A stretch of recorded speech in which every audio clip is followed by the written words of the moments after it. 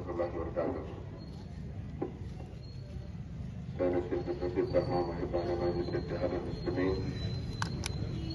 दोस्तों, नौजवान साथियों, सबसे बर्दाश्त करने वाली बेइज्जतदार मार बहनों, आप जानते हैं कि 30 तारीख के रोज इंतखाबात है।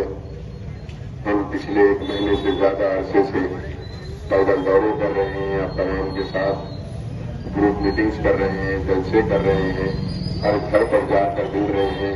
इस सब की वजह यह है कि 30 तारीख के रोज हर व्यक्ति निकलकर अपने वोट का इंतखाब, अपने वोट का इस्तेमाल करें। जरूरत है कि हर एक निकलकर अपने वोट का इस्तेमाल करें। आज हम देख रहे हैं कि कई जमातें इलेक्शन लड़ रही है। हर एक जमात का अलग अलग अपना मकसद है। हमारा मकसद है कि हम इलेक्शन लड़े। कोई काम है हमारे पास, तीसरा काबिज नहीं है। इलेक्शन लड़ना, आवाम का काम करना। हर साल को इलेक्शन है। यहाँ असेंबली लड़ो, फिर 4 महीने के बाद पार्लियामेंट लड़ो, फिर उसके 1 साल में जो है तो काउंसलर का लड़ो, फिर कहीं अजला में हुआ तो वहां पे जाके लड़ो, कहीं अदर स्टेट में जाके लड़ो और आवाम का काम करो। इससे हट के मस्जिद को कोई काम नहीं है। खाली इलेक्शन लड़ना और आवाम का काम करना। तो इतने इलेक्शन लड़े कि इलेक्शन लड़ने में तो हम चैंपियन है, तो इंशाल्लाह हमारे सामने टिक भी नहीं सकता। आज और दूसरी जमातों का मकसद ये है कि आके हमारे बीच में इंतशार पैदा करना।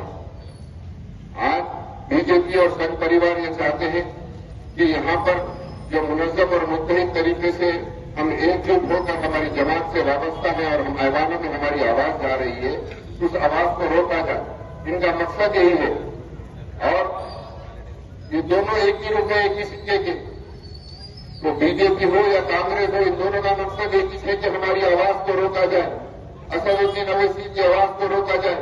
हैदराबाद का वोटर वोट डालकर असदुद्दीन अवैसी को पार्लियामेंट में भेजता है तो पूरे हिंदुस्तान के मुसलमानों की और मजलूमों की नुमाइंदगी होती है, न सिर्फ हैदराबाद की।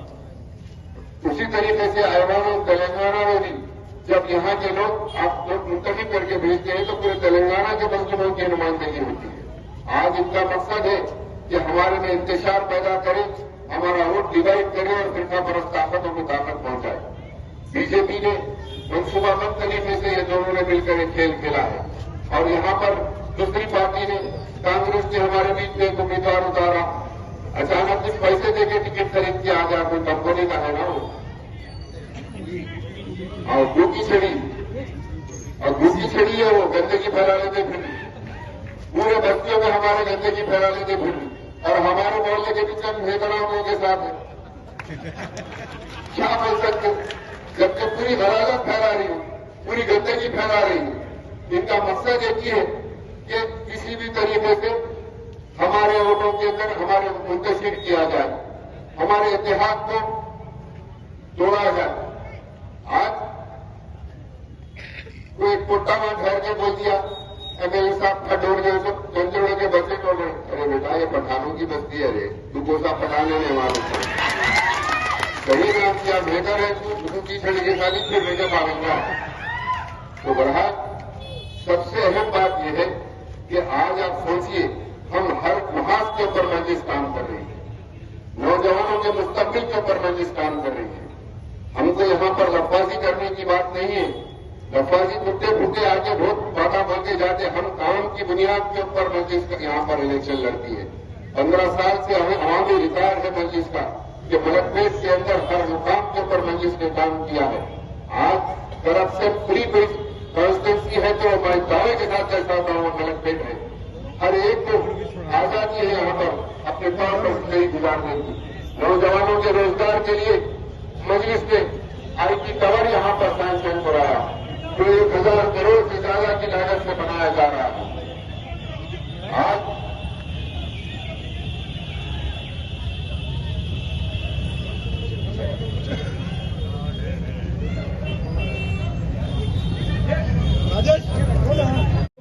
तालीमी मैदान के अंदर मजलिस काम कर रही है, हर महाज पर मजलिस काम कर रही है।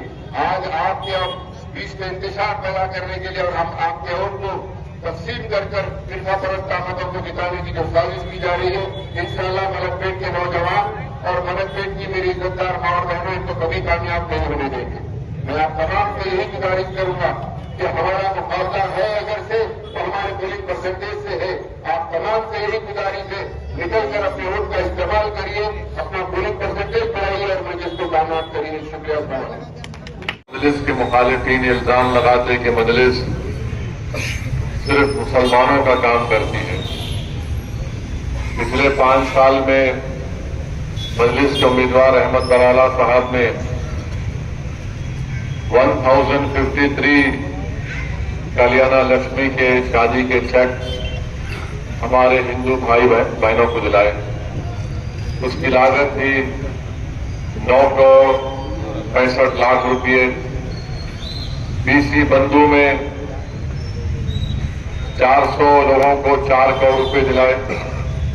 दलित बंधु में 100 दलित घरानों को 10 करोड़ रुपये अहमद बराला की नुमाइंदगी पर यहां पर मंजूर हुए।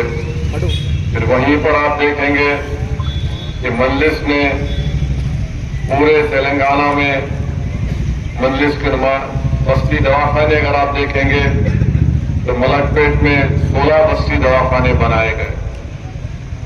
ये मजलिस इत्तेहादुल मुस्लिमीन की खिदमत का एक रिकॉर्ड है। अभी बराला साहब अपने तकरीर में बात को कह रहे थे कि मुखालिफिन मजलिस का मंशा और मकसद एक ही है कि यहां से मजलिस की कामयाबी को कैसे रोका जाए।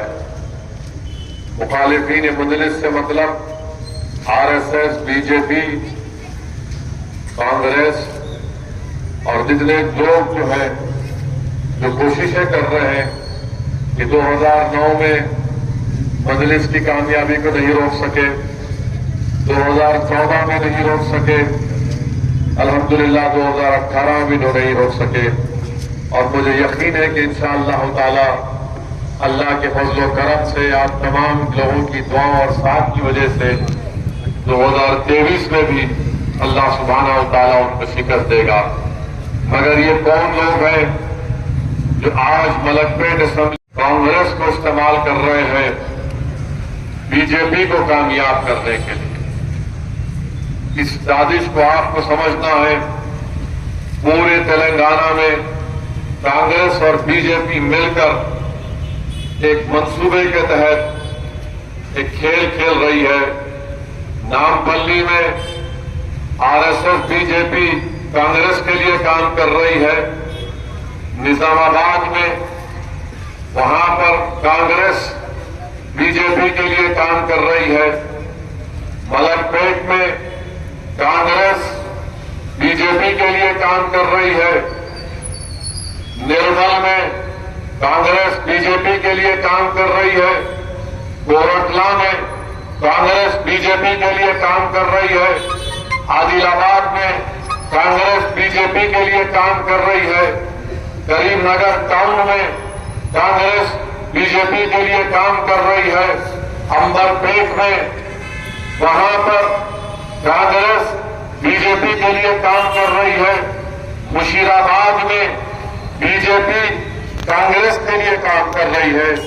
ये जितने भी असेंबली और तेजाब का मैंने आपके सामने जिक्र किया, जब नतीजा आएगा उस वक्त आप मेरी इस बात को पढ़ लेना तो पूरे तेलंगाना में ये मिलकर खेल रचा जा रहा है। तो इससे मैं आपको बाखबर कर रहा हूं। दूसरी बात यह है कि आसाम का चीफ मिनिस्टर यहां पर मलकपेट को आकर बड़ी बड़ी बातें करके चले गए। एक बात उन्होंने की कि मैं मदरसे आसाम में बंद कर दिया। हेमंत बिस्व शर्मा, ये हैदराबाद है, यहां पर मदरसे को बंद करना छोड़ दो। यहां पर तुम एक मदरसे की तरफ आंख उठाकर नहीं देख सकोगे मलकपेट के इंशाअल्लाह ताला।